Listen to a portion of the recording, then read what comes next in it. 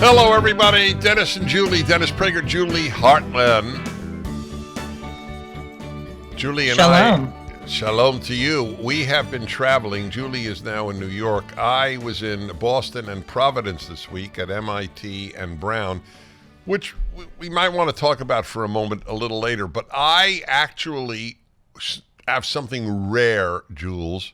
I have a topic I really want to talk about rather than spontaneously enter some realm that we normally do. This subject, in all seriousness for you and those watching / listening, this subject has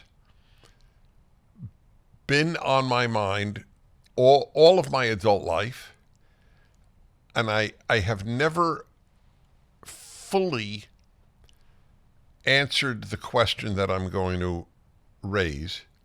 That is how complex it is. Most people don't think it's complex because they have, and I'm not saying this critically, they have a fixed view on the subject, and it sort of ends the issue, but it doesn't end the issue.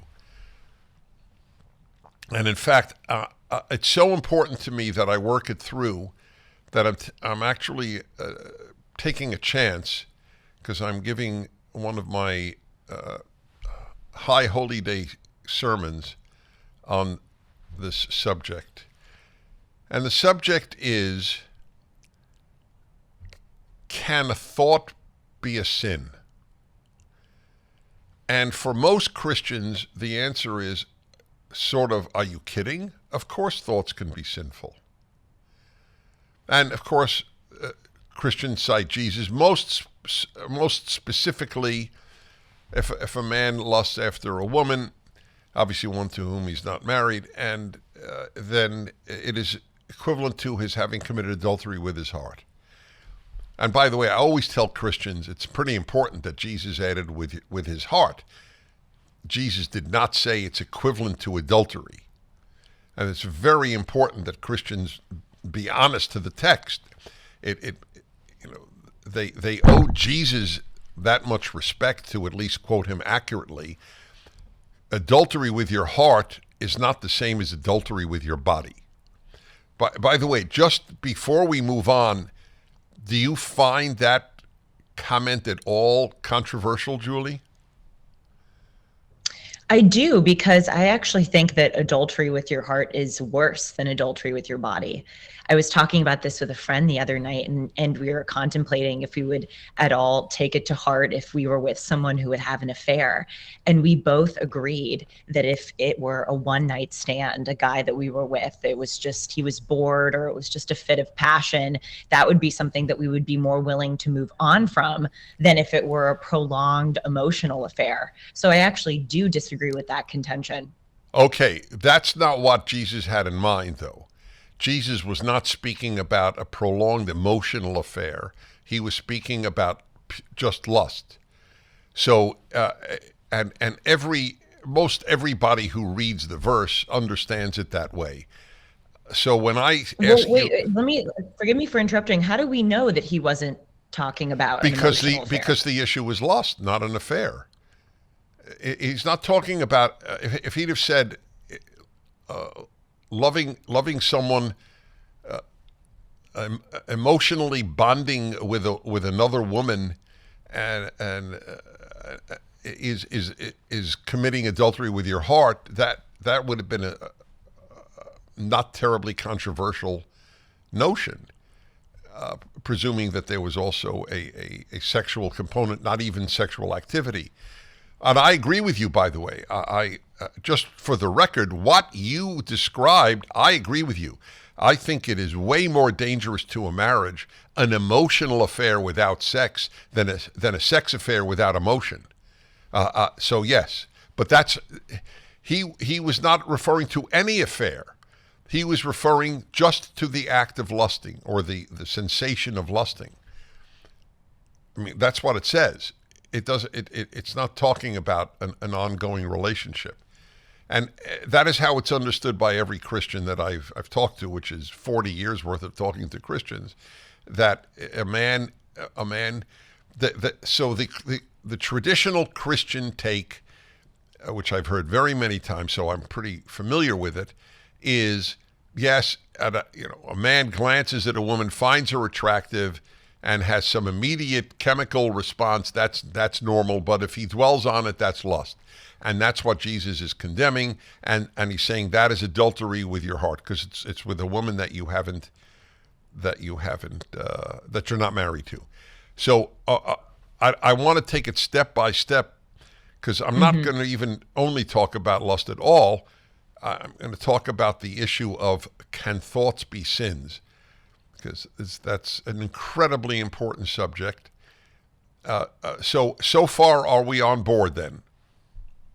We are on board. I think it is a difference between men and women, though, because women can find a guy to be attractive, but there's not that same amount of, I think for most women, continued lust and temptation physically as there is with a guy.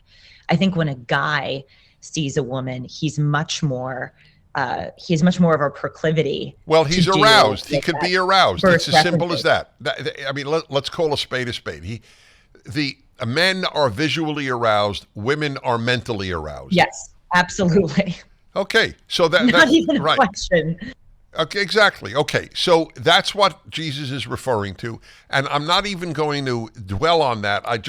That's where most Christians will get the notion that a thought can be a sin. Okay, so now I'll tell you.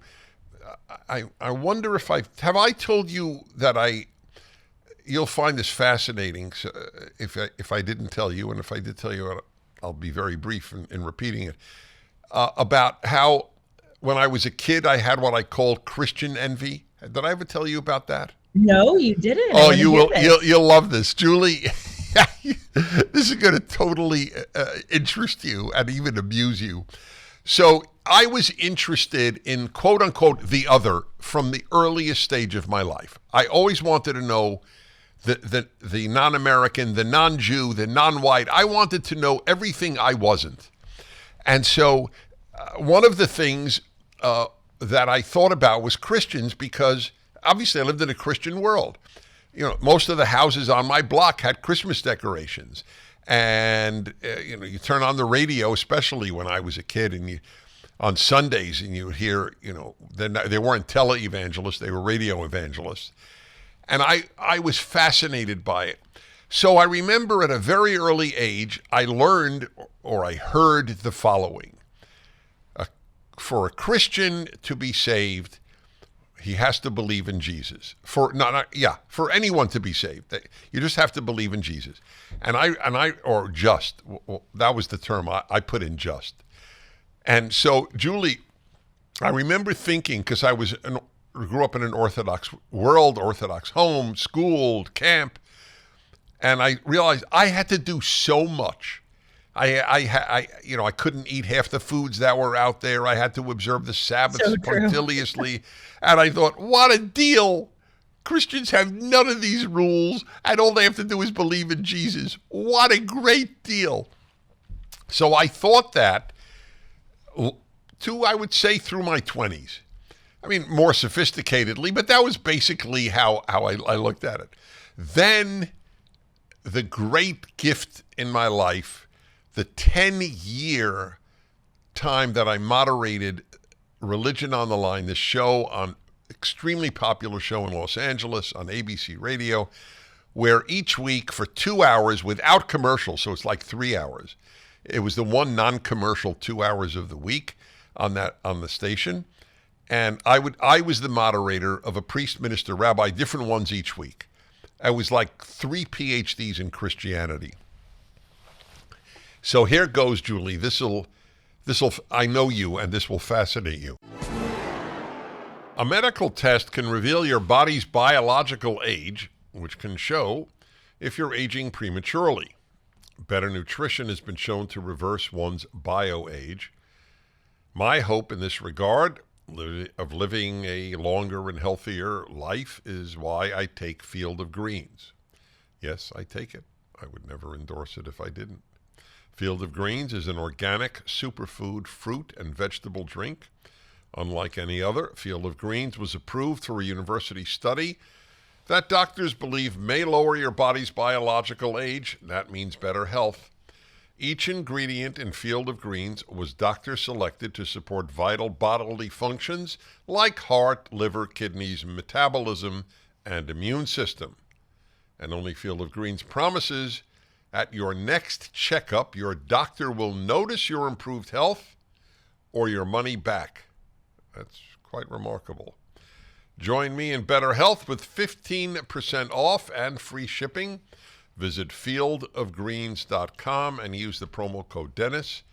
That's code Dennis at fieldofgreens.com, fieldofgreens.com. So, at about the 5-year mark, I stopped having permanently Christian envy. And what did it was the following realization. Christians traded in guilt over ritual, over law, for guilt over thought. And I thought, oh man, I do not want guilt over thought. I'll take guilt over law any day over guilt over thought. And it changed it changed my attitude to a very sympathetic one, I might add. It's not critical at all. Just it changed my attitude toward Christianity and Christians profoundly. Not pro or con. I was always pro. But so isn't that fascinating? And people don't think about that. Even Christians don't think about what I just said. But that was the trade-off. Christians don't have to keep kosher. Christians don't have to observe the Sabbath in any way that religious Jews do, and all the other things. They don't have to fast on Yom Kippur like I'm about to do. But guilt over thought, ooh. If I had guilt over thought, I would be a troubled soul. Boy, do I have a lot to say to this. First, as far as being fascinated by the other, that is something that I definitely share. I know. By the way, just let me say to everybody, if I have it, she shares it. If she has it, I share it. With one exception. Yeah. Do you know the exception? What? Audio equipment. When you start talking about that, I lose you. Okay, yes, but wait a minute. Okay, hello. For the record, when Julie first heard my audio system, she did right. Did you or did you not tear up? I did. It was actually incredible. Okay, thank you. It really was. Okay, go ahead. It was, I had never experienced equipment like that before. Very true. Okay. But, I was the other night having dinner with a Christian friend, and she and I were talking about how she had this flirtation with Judaism. And she said the reason for her flirtation with it, which is really a whole subject unto its own that we could discuss, is that she thought that, and I so hope I'm not offending any Christians who are listening, but she thought that whenever she talked about Jesus or she said the word Jesus, it came off as hyper religious and had this kind of connotation of just being dripped in religiosity. And she really kind of envied that the principal noun, if you will, in Judaism is God and not Jesus. She thinks it may actually, paradoxically, even though Jesus is the one who brought the covenant into the human heart and universalized the covenant, she actually thinks that it's more accessible and more palatable to a majority of people to refer to God as God and not Jesus. And I honestly, again, I so hope I'm not offending any Christians in the audience. I actually really relate to that. And so I think it's customary and sort of normal to appreciate the things that, or have a kind of flirtation with the heritage that isn't your own. As far as punishing yourself for your thoughts, you have greatly, among other things, influenced my opinion on this. where I used to get very down on myself about thoughts that I would have. And now I really more so focus on my actions, because that's what you live with at the end of the day. But what's interesting is I don't know if you should punish yourself or feel guilty for your thoughts. But I do think that the Christian impulse to regulate your thoughts is a good one. And I actually think you, Dennis, really subscribe to this. You talk a lot about, for instance, that you don't expect things of people. You internalize that Buddhist mantra. You got rid of the desires part, but kept the expectations component, that you should try not to expect too much of others. That's a change in your thought process. The very thesis of your happiness book is that you can't be happy without being grateful. Being grateful in some ways is an action, but it's a worldview, it's a thought process. So where I would draw the distinction is you should punish yourself or expect consequences for your actions and not your thoughts. But that doesn't mean that you shouldn't still try to regulate them and make them as principled as possible.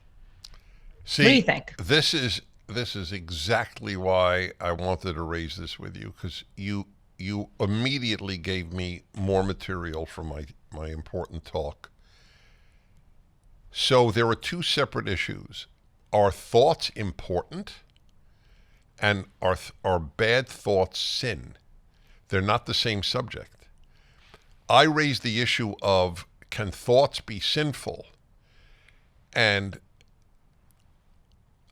I can't see how anybody can compare the sinfulness of a thought to the sinfulness of an action. And by the way, Jesus didn't do it, and Jesus is not the subject of the hour, but just for the record, that's why he spoke specifically of adultery with the heart and not with the body. He would have been very clear if he would have said, whoever lusts after a woman has committed adultery, period, then he would have been equating a thought with an action. So that's really, really important. Even he didn't in Matthew. So I just want to make that clear. But putting all of that aside, because the question is not just germane to Christians. Can a thought be a sin?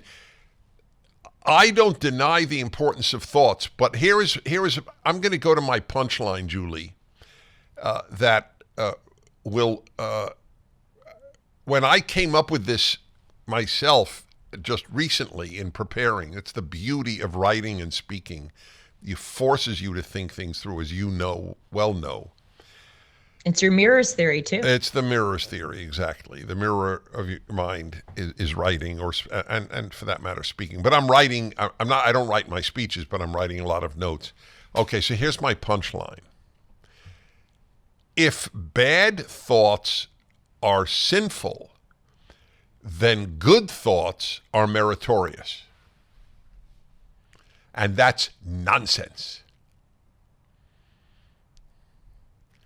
The number of people who have done evil with good thoughts is larger than the number of people who have done evil with bad thoughts.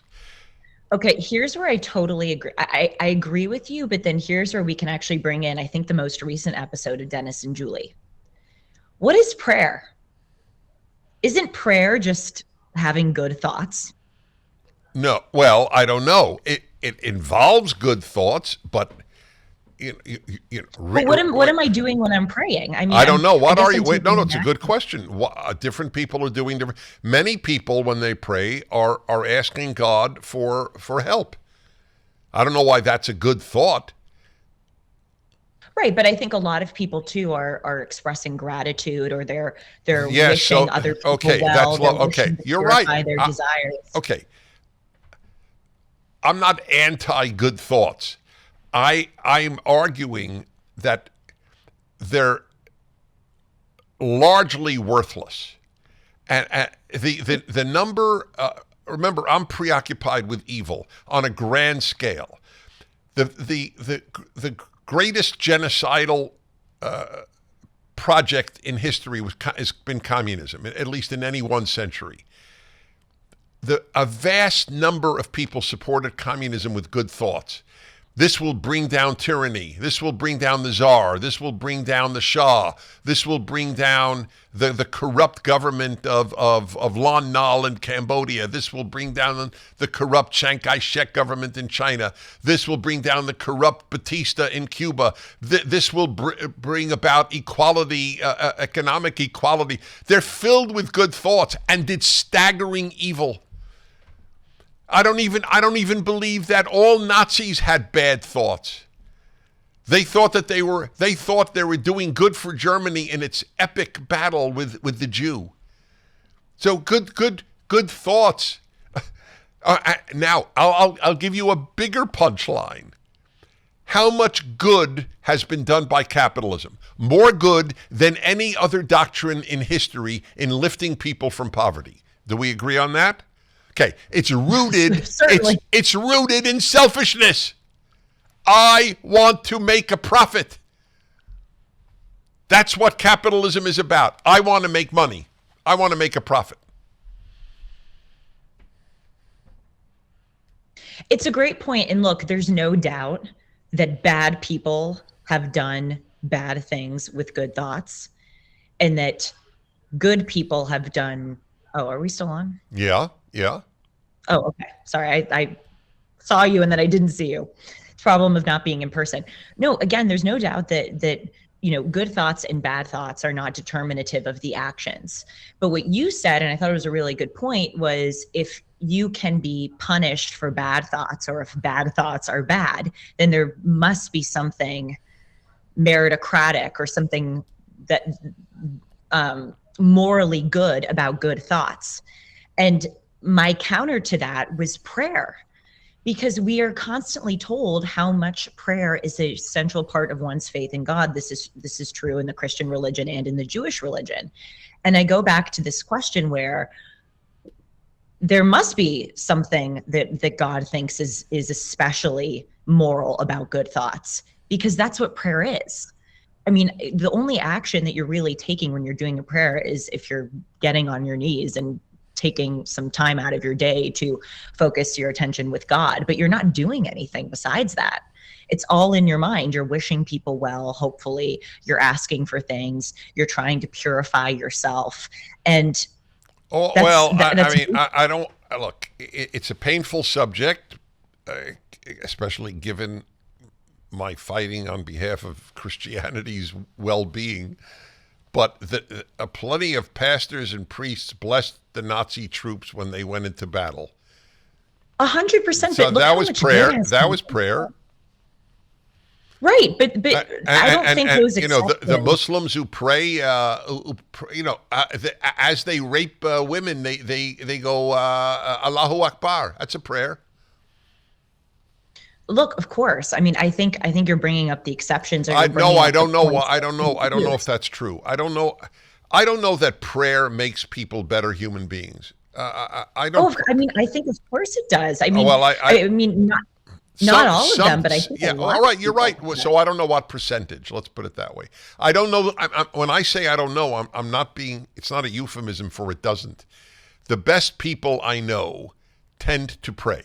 So I fully acknowledge that.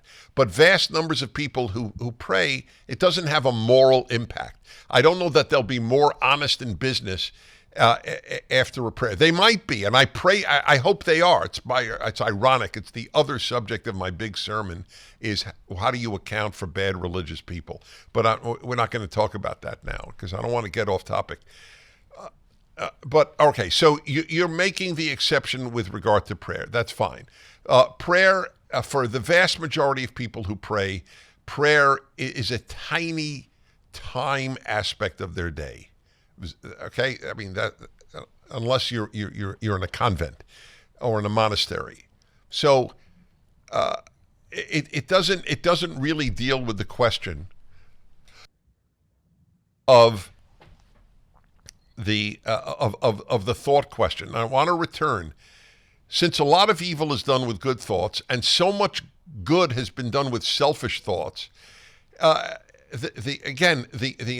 example I give is capitalism, which is, and by the way, it is because people believe that motivations are what matter in assessing something's moral worth, that people are anti-capitalist.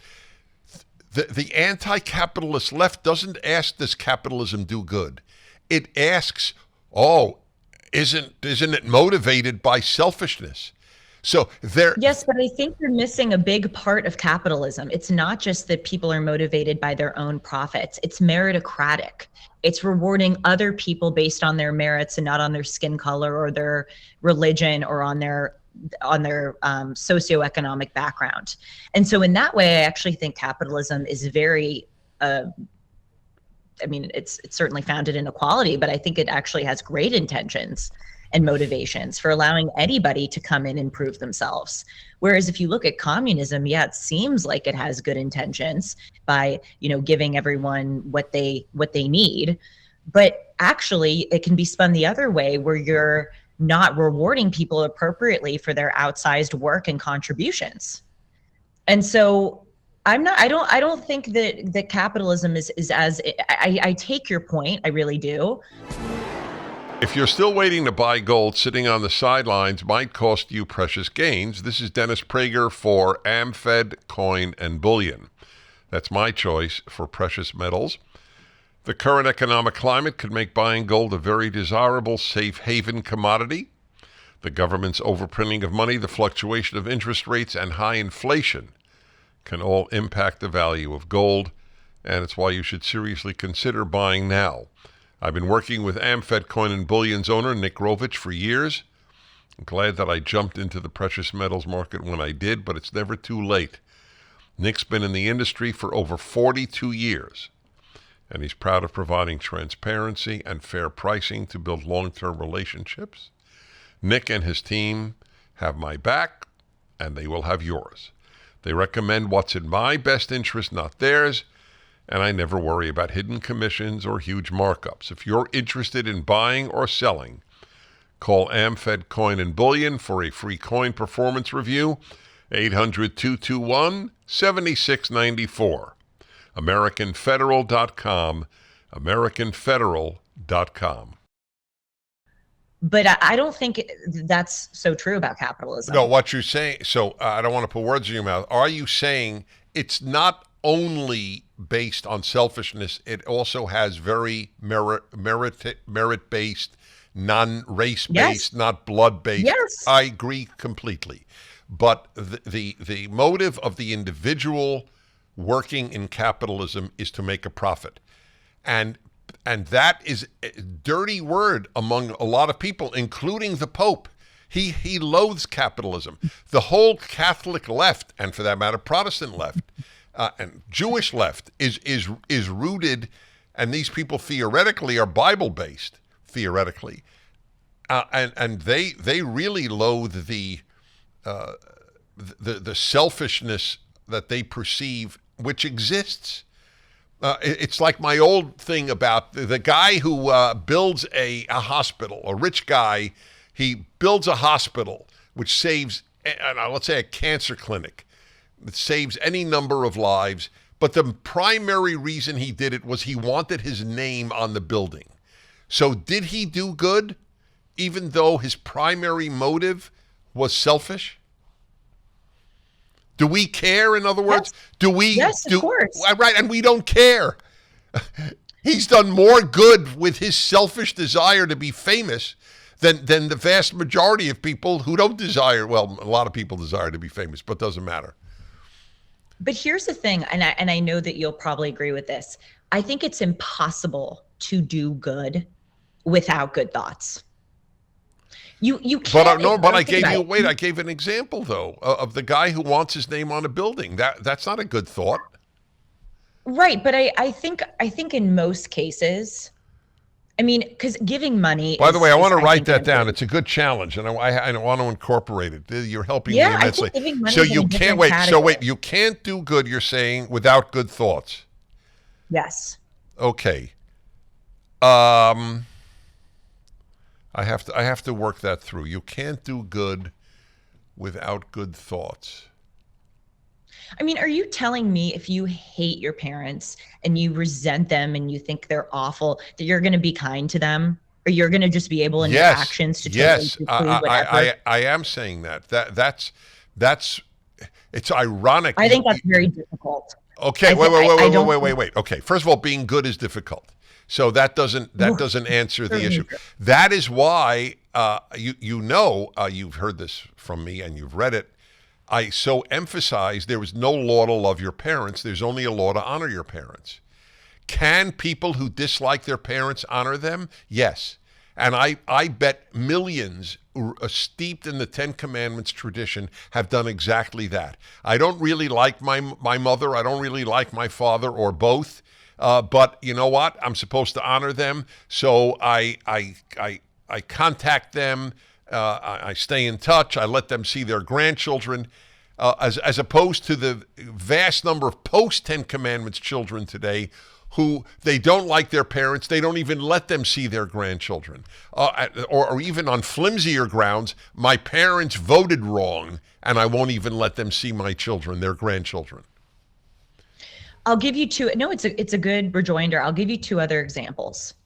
Are you going to be generous to the homeless if you don't in your heart really feel sorry for them or feel an obligation to help them? I doubt that. I doubt that anybody who's walking around feeling supercilious or feeling, unempathetic is going to hand out some cash or go buy. Okay, all right. Well, all right. So now I'm going to really make your day tough because I'm going to quote your arguably, not arguably, one of the favorite humans in the Julie Hartman brain, Ooh. my wife.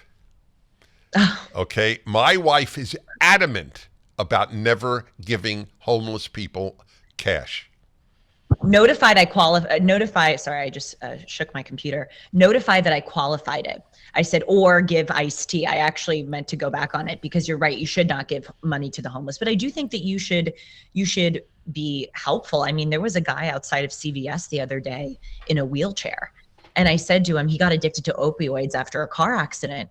And he was just not standing, he was sitting in his wheelchair with a sign. And I said, sir, could I get you anything? And he said, yes, iced tea. That's why I made the iced tea example. Now, I'm not trying to, heap praise on myself, but I know I'm an empathetic person. I think very much of others. I want to help other people. If I were a rotten person, I wouldn't ask that guy for iced tea. I'd just walk right past him. So do you think that the liberal/left world has done good for homeless people? No. Okay. They believe that they are filled with good thoughts about the homeless. All their policies were directed to helping them. That doesn't mean they are filled with good thoughts. That doesn't mean that they are. They can believe whatever they want to believe, but that doesn't mean that they actually are filled with good thoughts. Well, you think they're filled with bad thoughts? I think they're filled with good talking points. Well, I can't stand these people, but I believe they're filled with good thoughts. I do. Okay. They have their ability to delude themselves, the ability of human beings to delude themselves, which raises, that's why I said this is one of the most complex issues I've ever dealt with philosophically, morally, rationally, is the notion of the whole relationship. You will find this fascinating between thought and action. How do you know if your thought is good or bad? Answer that question. It's a direct question to you. How does one know if one's thought is good or bad? It seems self-evident, but it's not. Go ahead. I think if it makes you kinder and more decent to other people, if it results in an action that is more decent, then that's how you know that it is good or bad. Okay. So hold on. Okay. In other words, really the only way to know, well, there are two ways, but one of the only two ways to know if your thought is good is what does it lead to? What action does it lead to? Yeah. Okay. Yeah. So then are you on board with me? And I'm not saying you should be. I just want to know, are you on board with me that actions are far more important than thoughts? Yes, of course. Okay. Do you think that the average Christian would be on board with that statement? I don't know enough of them to be able to answer, but yes, I do. See, I wish I had time to dialogue. This would be a fun. I'm going to have. I'm going to do my next dialogue with my public dialogue with a Christian. I'm going to raise that question. Yeah, I don't know. I don't know because remember, I've done decades of dialogue with Christians. I don't know if they would say that an act is infinitely more important. Uh, Hmm. I don't know. Well, that's troubling. Well, look, A little every troubling. religion has troubling, or every religious group has troubling views. Don't start me on that. I'm not picking on Christians. The only reason, because I spend much more time defending Christians, and this is not even a criticism, they're the ones who have forced me to deal with this issue. There wasn't a day in my life that I thought about sinful thoughts and that they're in any way analogous to sinful behavior. It was only Christians that put this idea into my mind. That's why I spoke to you about my ending of Christian envy when I learned how much guilt Christians have over thoughts. I went to yeshiva, which is as immersive a religious Jewish experience as one could have. Half the day in Hebrew religious subjects, half the day in English secular subjects, till I was 19 years of age, and then continued thereafter.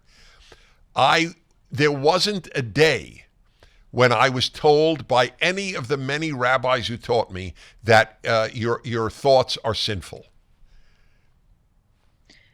I want to go back to something that you said a few minutes ago about, is there something,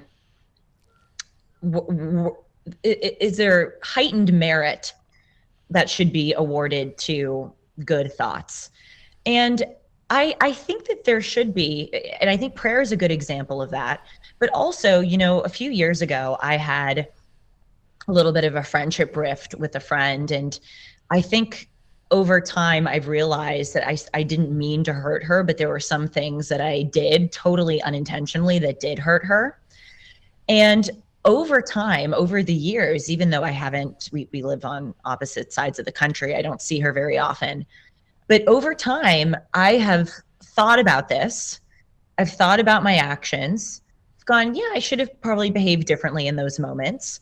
I have internally expressed, I expressed remorse to her, but I've also internally done a assessment of myself.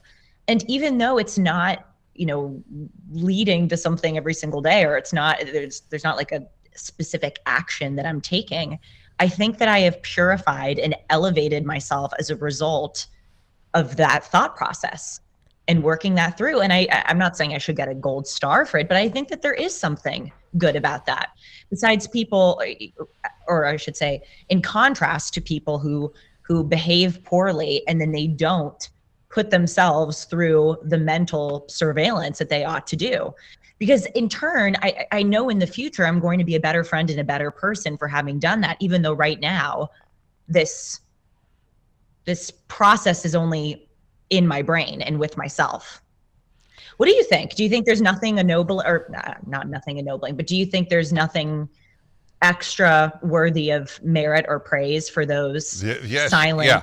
Okay, process? yeah, of course there is. But that's the reason is that you're working through how to be a better person. And you're working it through in a way that I agree with. The large number of people who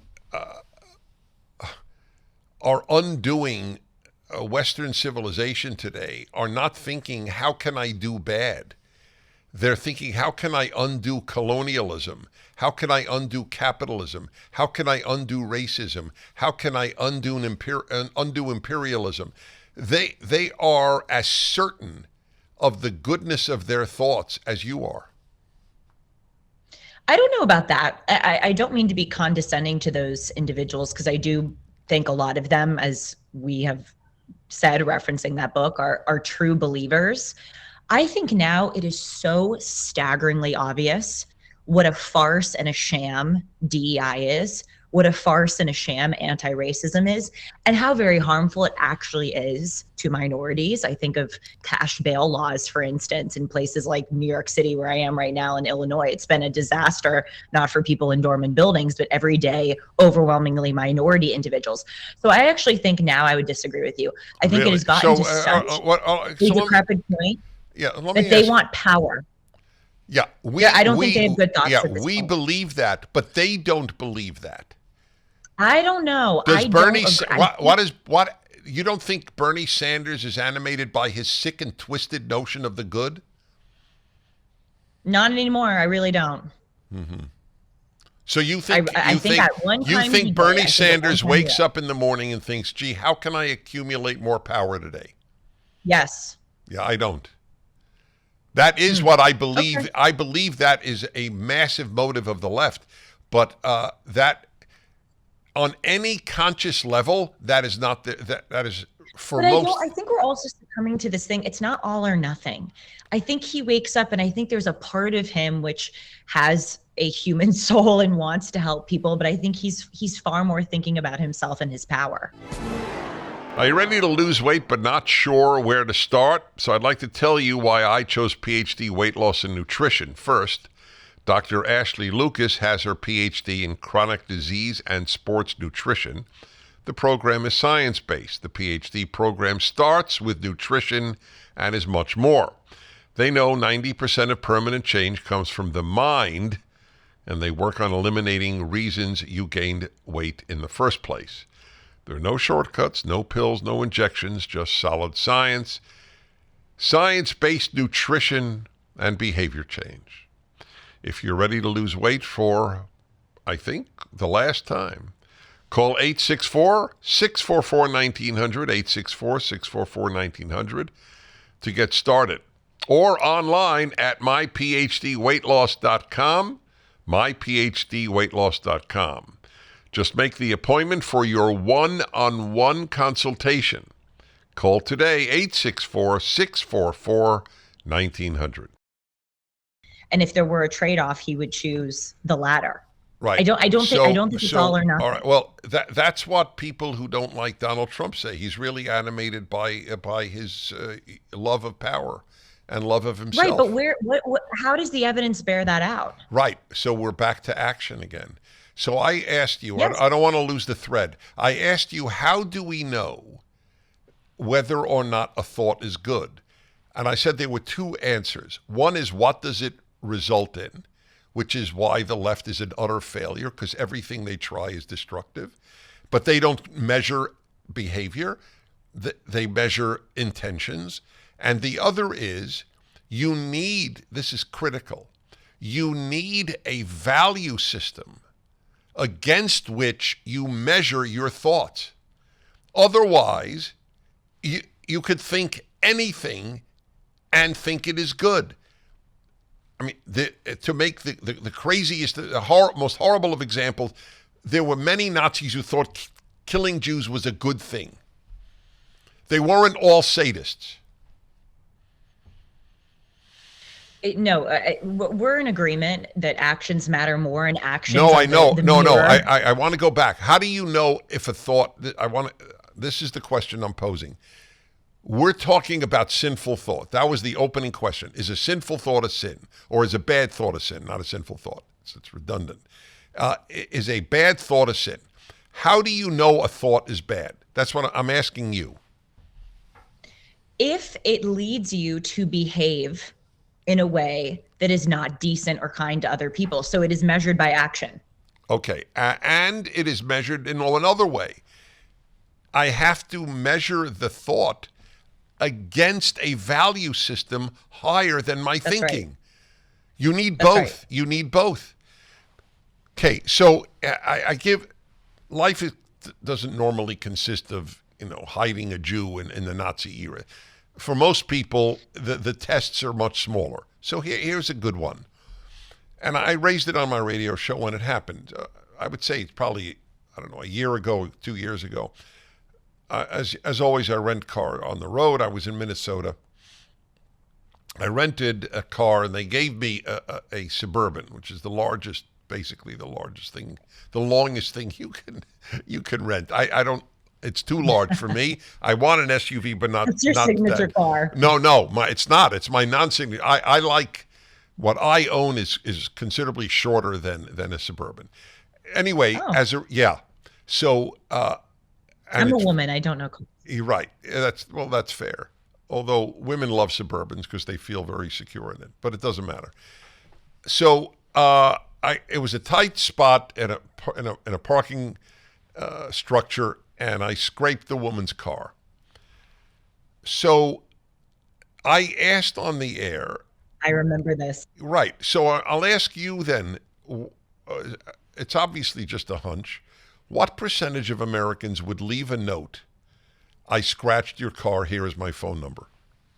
Not many a-religious Americans or non-religious Americans. I think most religious Americans would, because they would think that somebody is watching them.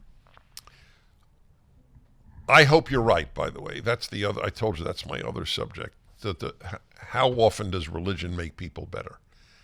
So it's a very interesting question. Would most religious Jews and Christians leave a note? I don't know the answer. I pray, I don't pray. I hope that it's a large percentage. But the point I wanted to make was, I admit it, and it may reflect poorly on me, but it's for the sake of truth, I'm willing to cast myself in a negative light. There was a voice in me that said, it's not that big a deal. And it's not going to cost this. Well, it turned out to be a woman, but it's not going to cost this person a lot of money. They're insured anyway. Right. I don't want to. It's a big hassle. There was that voice in me, but there was another voice. Dennis, God will think less of you. You will be sinning if you don't leave a note. That. I'm sorry? I said, I love that. And by the way, that is such a comforting, what I wish people realized is that it's not a punishing thing. It's actually a great equalizer.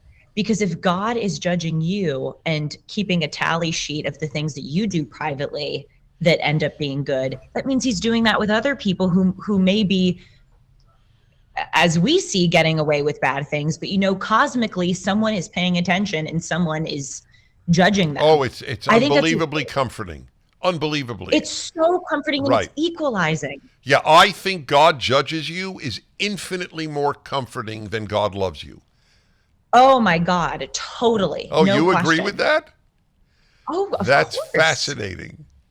But I want to bring up something about thoughts, because what you actually did with that whole car thing is more action, I think, than thoughts, because you left a note, which went against your temptations not to. I think a lot about this idea of jealousy. Now, I'm really lucky. I never have been a jealous person. Like some people just struggle with things. I struggle with other things. Envy and jealousy has not been two of those things ever since I was little. Never been a problem. But the few times when I feel envious or jealous of someone, I just think, Julie, wish them well. Don't think, oh, they didn't deserve this, or, oh, why do they have this? Wish them well. Now, is that an action? No. Am I seeing any kind of results on the ground of that? No. Will that person know that I did that? No. But I think that there is something ennobling about making myself that kind of individual who thinks and processes things that way. And in a way, that is kind of an action, because you are building yourself up to become a better person. I just think, I know you're such a staunch, and you never dismiss the importance of thoughts, but you're such a staunch action advocate, which I agree about. But I think I really, really wish people would survey their thoughts more. Think about this whole victimhood thing. a lot of the times when people are feeling like they're a victim, it's not really an action. It's that they're wallowing in this kind of despair, in this bizarre self-aggrandizing superciliousness. And I think that degrades them as a person. So you're dealing with a very related, but not exactly the question that I posed at the outset. You're dealing with the importance of thought, and I'm questioning the sinfulness of thought. They're not Right. the, they're not I the, think we've, it's not the same question. no, it's not. I think we've established, or I mean, maybe I'm wrong. I think we've established that a thought, well, I was going to say that thoughts aren't sins. I'll pose a very uncomfortable example, but welcome to Dennis and Julie. Do you think people who have really, really, really perverse sexual fantasies but don't act on them are having sinful thoughts? Yeah. So this is the $64,000 example, and I deal with that in my own thinking a great deal. So the obvious example is molesting children. Okay, is that fair? Right. Okay. Yep. So we both have a dear man in our life, a prominent psychiatrist, Dr. Stephen Marmer. I've talked to him about this. He's of the opinion that a man, because it's almost always a man who fantasizes molesting, and it's anytime it's a kid, it's by definition it's molesting.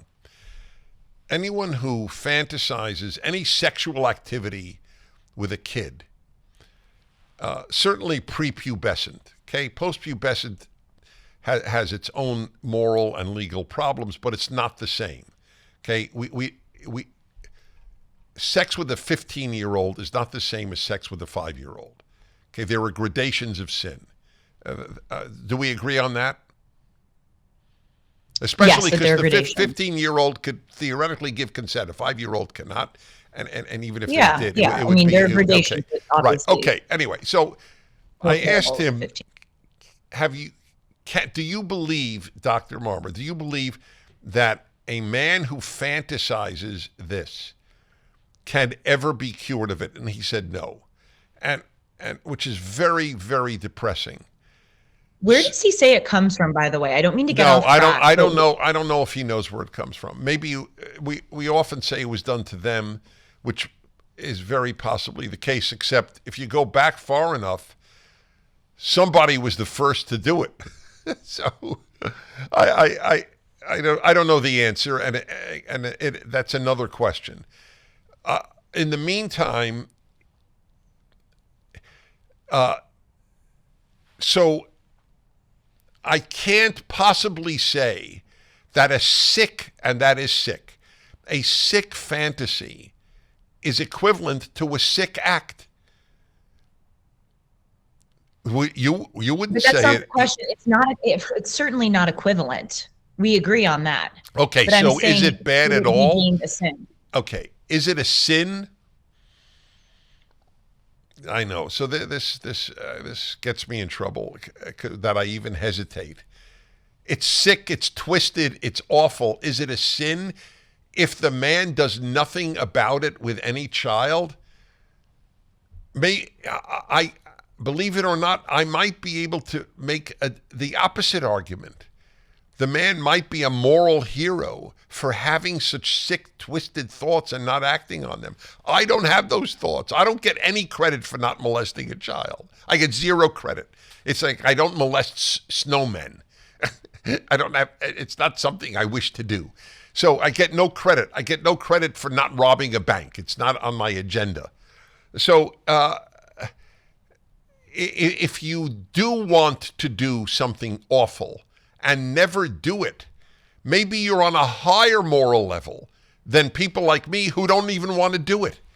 How do you respond to that? Yeah, well, it calls to mind people who drink, people who really, really struggle with drinking. And can you imagine? I mean, you can because of Aaron, but every single day you go out and people are drinking. You walk into a restaurant, you have the aroma of alcohol. And the ads are all over the place. Talk about triggers. I mean, it's a constant trigger. Right. And in a way, I mean, I very much admire those people for exercising the kind of self-control. So I take what you're saying. I do, but again, I think sins are actions. Actions are what should be punished and not thoughts. But I think you should be strict with yourself about your thoughts. It's not that thoughts don't matter. I think thoughts matter hugely. And you should be hard on yourself about them. And a lot of people aren't. And then that's why their actions are so poor. Do you agree? No, okay. So putting aside the pervert, or even just pathologic, the sick person who wants to molest a child, putting them aside, most evil on earth is macro evil. People do bad things to one another, but the great horrors have been macro. Communism, Nazism, fascism, they're great evils. Slavery, these are great evils. These people did not necessarily have bad thoughts. That's the reason what my battle for goodness in the course of my lifetime has been on behalf of values, not thoughts. Because you can have... So what drives good actions? Good. Hold on. That's a great question. What drives good actions? A desire... Okay. I would say three things. A desire to do good, which alone is useless because of the communists' example. But a desire to do good, rational thought, and God. Those are the three things you need to hopefully do good. It's not easy to do good in this world, but the rational part, I believe God and reason are equally indispensable. Because if you have God without reason, I don't know how you'll behave, and if you have reason without God, I don't know how you'll behave. So the left's utter and total failure to do good, it emanates from no God and no reason. A medical test can reveal your body's biological age, which can show if you're aging prematurely. Better nutrition has been shown to reverse one's bio-age. My hope in this regard of living a longer and healthier life is why I take Field of Greens. Yes, I take it. I would never endorse it if I didn't. Field of Greens is an organic superfood fruit and vegetable drink. Unlike any other, Field of Greens was approved through a university study that doctors believe may lower your body's biological age. That means better health. Each ingredient in Field of Greens was doctor selected to support vital bodily functions like heart, liver, kidneys, metabolism, and immune system. And only Field of Greens promises at your next checkup, your doctor will notice your improved health or your money back. That's quite remarkable. Join me in better health with 15% off and free shipping. Visit fieldofgreens.com and use the promo code Dennis. That's code Dennis at fieldofgreens.com, fieldofgreens.com. They are impervious to reason. If you tell them how affirmative action has hurt black people, that it has degraded them, it means nothing to them. Nothing. Reason is of no consequence. If you tell them how awful equity, which is their great desire, that everybody earn the same, it must end up with the suppression of freedom. Because if you have to make sure that a baseball player and a plumber make the same amount of money, that means that ends freedom. So but none of that matters. None of that matters. So you need reason, you need a desire to do good, you need God, and you need reason. So it's a big troika. But with your aforementioned examples, if it results in so much harm, is that really a true desire to do good? At this point, literally only God can answer the question. Does Bernie Sanders really desire to do good? I uh, I am incapable of answering that question. I have to believe that unless he's lying his whole life to himself, he wants to do good.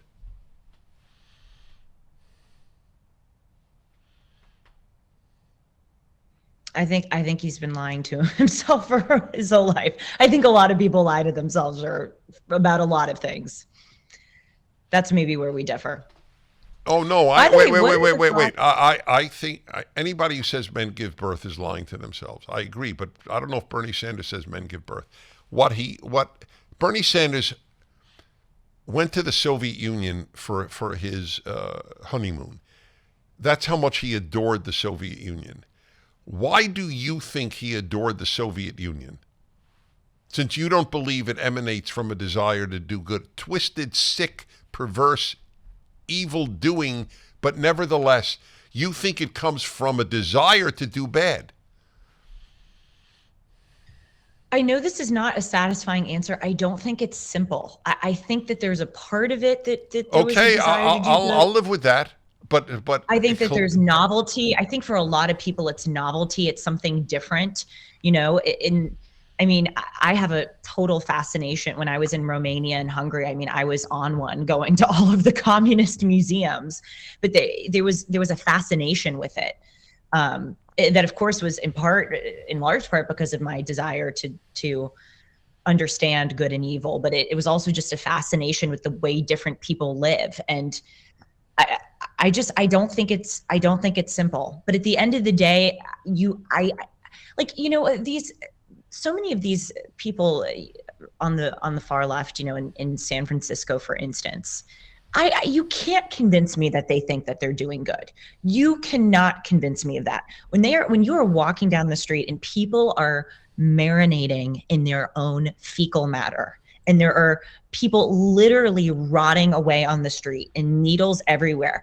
I'm sorry to curse, they don't think that they're doing good. Okay, they have the same. Look at that and go, okay, yeah, I'm really doing good. A lot of them have equal sincere view that the reason there are people with needles on the street is capitalism. It is our inability to build houses for these people. That society has screwed them. True. Okay, I know it isn't. That's why I said reason, God, and the desire to do good. They have a desire to do good. They don't have God and reason. But I think they know that it's not true. Okay, and I don't they think nevertheless so. adopt this anyway because it's in vogue. Yeah, I think some of them have now understood that defund the police was an idiocy. So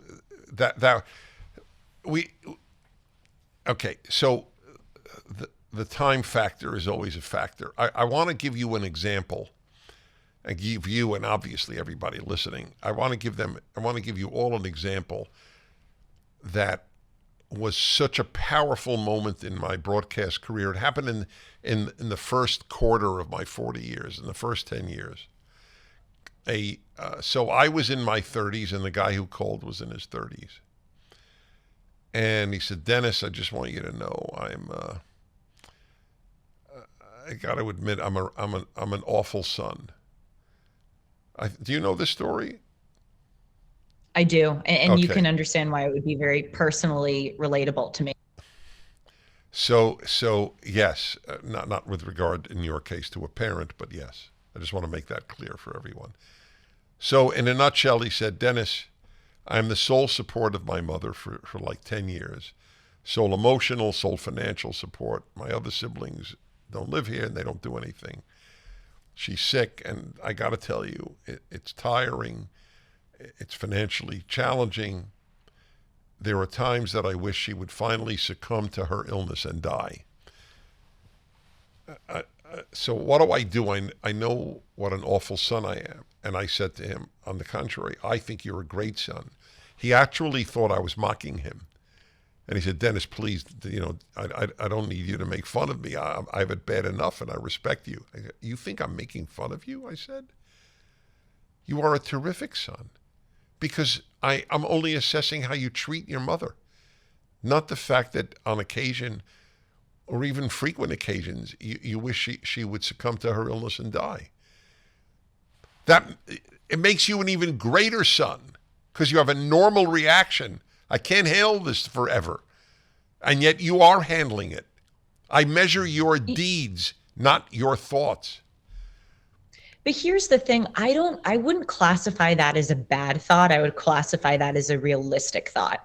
I think a large part of it is obviously, and again, I relate to this with my own sister, is you want the freedom to live your life without the burden of the relative you're caring for, of course. But also there's a component of it if you don't want them to suffer. And I wouldn't put that in a bad thought category because you're not in any way diminishing their human dignity. You're not, thinking or speaking maliciously of them. And so when you talk about bad thoughts, I really characterize those as like you want another person to suffer. You wish harm upon that person. I see why you brought up that example. It's a very moving one, and I think it shows that actions matter more.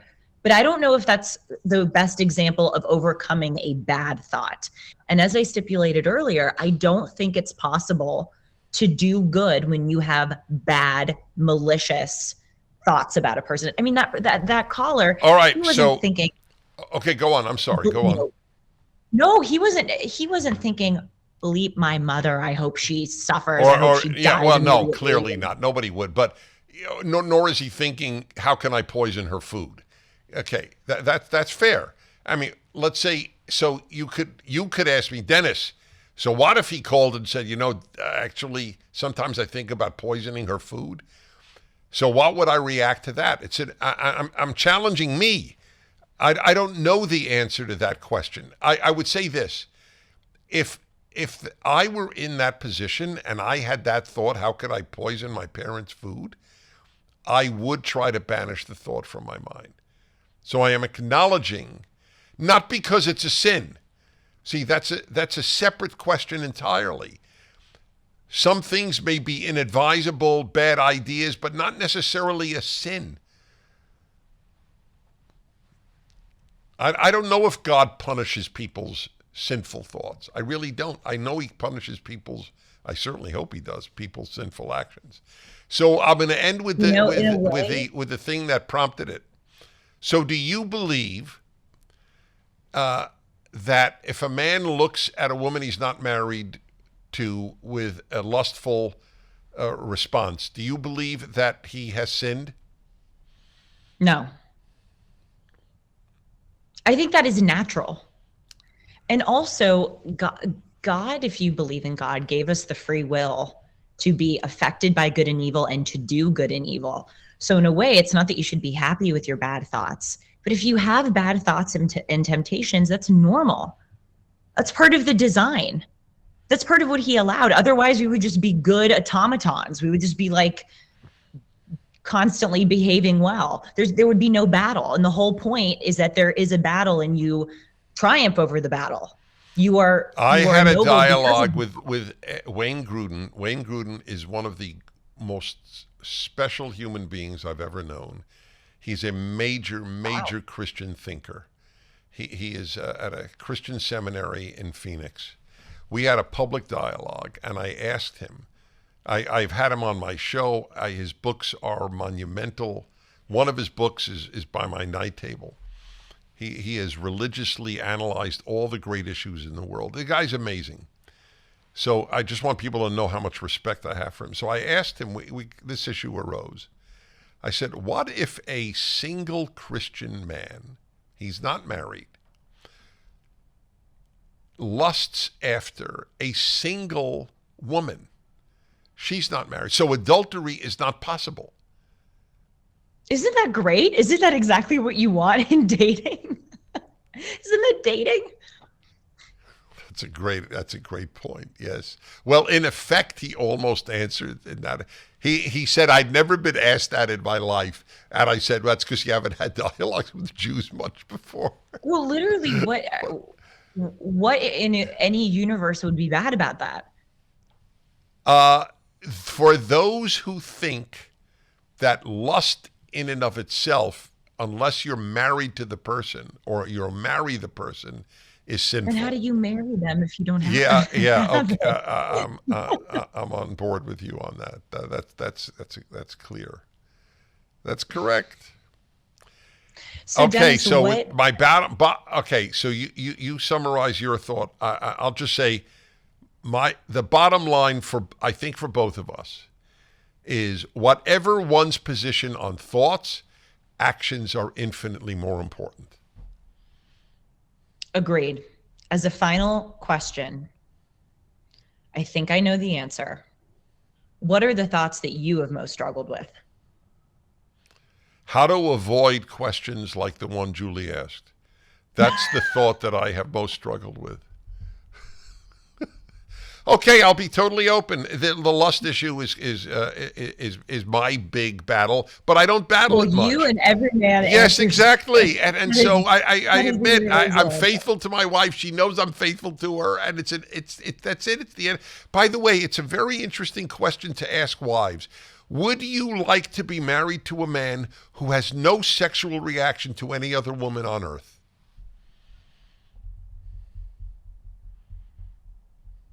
Yeah. Okay, no, Yes. yes, no. It is. By the way, if you say yes, I totally accept that. But I mean, of course. Would you want to be married to a woman that way? not necessarily. It would not be here or there. Because if I know my wife loves me and wants me and is faithful to me, her, all these women, the tens of millions of women who read these, what are they called? Harlequin novels? Is that what the name is? These with this hunk man on the, illustrated on the cover. They're called romance novels. Is that right? I thought Harlequin. Oh, it doesn't matter. Romance novels. I mean, what are they doing? They're imagining themselves in the arms of that man. I don't know if we need to we don't need to monitor our beloved's fantasy life unless they want to share it with us, which I do, by the way, and it's made for a very open and not open marriage in the sense that we have other partners, but dialogically open. I mean, if I'm talking about this to the public, you can only imagine that I feel free to talk about this to my wife. But it is an interesting. So you answered. I love. That's part of what I love about you is your honesty.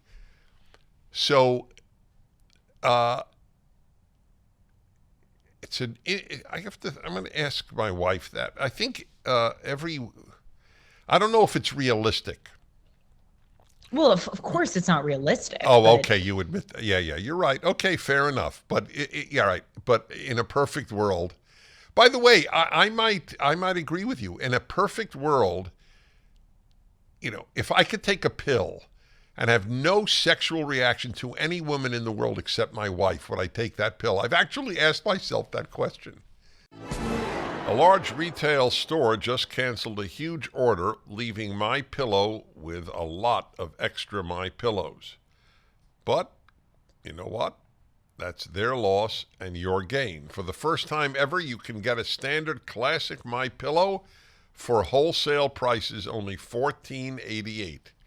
But it gets better. For a limited time, they're offering their entire classic collection of wholesale prices at wholesale prices. Get queen-size MyPillows for just $18.88. Upgrade to a king for only $1 more. Get the body pillows for $29.88. And multi-use MyPillows for only $9.88. Go to MyPillow.com and use the promo code Prager or Hartman or call 800-566-6745. to take advantage of wholesale pricing for the first time ever. On top of that, receive free shipping on orders over $75. They have never been offered this low before. There are limited quantities at this price, so the limit is 10. And once they're gone, they're gone. Go to mypillow.com or call 800-566-6745. That's 800-566-6745. Or use the promo code Hartman to get the standard MyPillow for only $14.88, the lowest price ever. I think and hope anybody would. I'm sorry? I said I think and hope anybody would. It No, just would make things easier. Yeah, it would make things easier, but would I? Okay, so here's my big question. This is the most important question people could ask in assessing anything. What's the price? Is there a price? That's a very good. That's a good question. Maybe you know how much energy I have. So I've often thought of this. Maybe that sexual part of me is part of my energy, and if it were changed dramatically, would I be me? And Sean with passion says, and conquering that is what makes you a good man. That's right. It's a very good. It's exactly right. If I were not attracted to any other woman in the world, my being faithful to Sue would not be an achievement. Right. Yeah, right. Exactly. I haven't had dessert in a year. It's only an achievement because I love dessert. Right. Boy, this was good. Yeah, this was. So interesting. You're the one I knew I had to talk this over, and to do this. Oh, that means so much to me. Well, it should, because these high holy day sermons that I give are really the most important talks that I give in the course of the year. The one I'm giving, the other one that I'm giving, the night talk is. How do you account for religious people who are not good? Oh my gosh, we should do a whole episode. We should, yes, we should. I couldn't agree with you more. But I have more. I have more absolute clarity on that one. This is one of the toughest issues I've had to deal with, and it's only been my interaction with Christians that has provoked it. And that the question of sinful thought. Anyway, I hope it helped people. I can't imagine. It might have confused them more, but that could even be helpful. No, I don't think so. Actually, I think we got to some good distinctions. Actions are more sinful than thoughts. Actions matter more than thoughts, but you should try to regulate and be scrutinizing with yourself about your thoughts, because thoughts lead to actions. Well, there you go. There you go. So, Sean, I can continue to lust after you. Oh my God. Yeah, that's a good one. That was a weird one. Yeah, that was a good one. And Sean, did God create sinful thoughts? I don't think God created thoughts of people who want to torture people.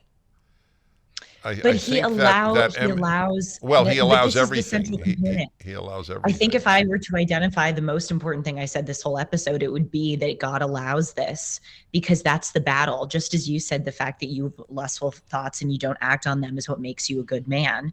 What makes you a good person is that you have these battles and then you choose the higher road. Otherwise, we would just be robots. That's right. And there would be no battle. And there are religious people that I meet in both religions that do strike me as somewhat robotic. Does that resonate with you? See, that we could also talk about. Yeah. You have to be real. That's right. Exactly. People have to relate to you. Yeah. Or how do they reach us? They reach us by listening to the following statement from Julie Hartman. Julie at julie-hartman.com. You know, I love hearing from you. Gosh, we have the best, Wait, most we interesting love listeners. hearing from you. We do, yes. And it's such a great reflection, too, of what we do, because we're attracting such thoughtful people. So please continue writing in. And you can follow me on Instagram and Twitter at Julie R. Hartman. You can follow Dennis at the Dennis Prager and Dennis Prager on Twitter. And let's see, are there other social media accounts we're supposed to be? Well, DennisPrager.com, you know what's happening in my life, and PragerU, yeah, it's a lot of places. And get the pre-order the latest edition of the Rational Bible, where I and listen to the radio, because yours truly is guest hosting a lot in the upcoming weeks for Dennis. Good. I love when you do. I actually listened to you while I was right before my MIT speech in Boston. I have to tell the audience the story. So I did a first segment, which is yes, 16 people should. This is gives you an idea of Julie's being a human. Go ahead. This is the thoughts that I struggle with. You'll get a front row seat to right now, and I was talking about this article about why young people vote left. Wait, again, I just want to remind you when you were sitting in for me. That's right. When I was guest hosting for Dennis, and Andy Kessler contended that we view the government as a money tree. And I said, yeah, that's true. You know, a lot of people my age think that way, but a large portion of it is that we have a crisis of meaning. Anyway, I'm done with that 16-minute segment, and Dennis calls me during the commercial break. No, I texted you. Right, but I didn't see that. Oh, okay. All right, go on. Yes, I called you. I looked down, and he calls me, and I thought, I was horrible. He's calling to give me, tips or something. And he calls and he goes, it was incredible. I have to tell Alan that we have to cut it and then put it on PragerU, because I guess I referenced PragerU. And I literally went, thank God. I thought you were going to call and say, so go folks, home. Is that not precious? She sits in for me. She gets a call during the break. She sees my name on the phone and thinks, uh-oh. No, I really thought. I know, and by the way, she's not fooling. She really did think that. Oh, I really did. Yeah. Okay. We're all a little sick. Hi, everyone. It's been fun. It has been. Bye. See you next week.